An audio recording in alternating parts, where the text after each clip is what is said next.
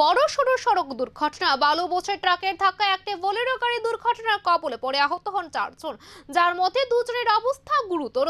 শনিবার বিকেল প্রায় 4:45 নাগাদ উদয়পুরে চন্দ্রপুর সিদ্দিকী টাউন এলাকায় এই দুর্ঘটনা ঘটে। জানা গেছে, শান্তিরবাজার ইলেকট্রনিক অফিসের কর্মী ও শ্রমিকরা একটি বোলেরো গাড়িতে করে কাজের উদ্দেশ্যে রওনা দেন।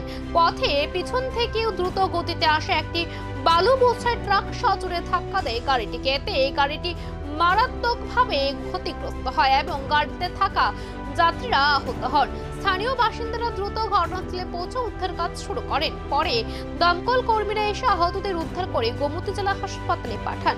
আহতদের মধ্যে রয়েছেন সুবল দেবনাথ, রঞ্জিত মক, হারদন নম এবং দিবন্ত সেন।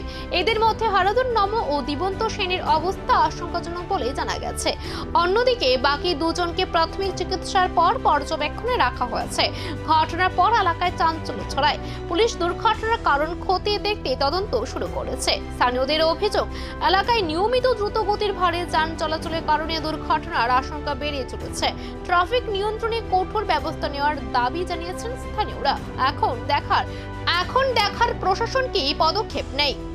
অ্যাকচুয়ালি এখানে একটা আরটিএ কেস আসে গোমতী ডিস্ট্রিক্ট হসপিটালে।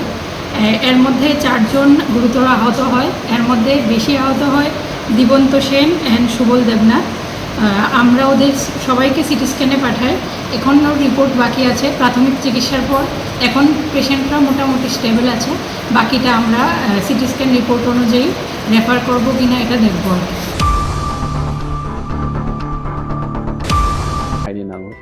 Recently, water fountain inaugurate kaika Maharashtra ni yakri North East ni jot ni say mane naithopok tei kusupok chini water fountain Maharaja ni sakthar Mumbai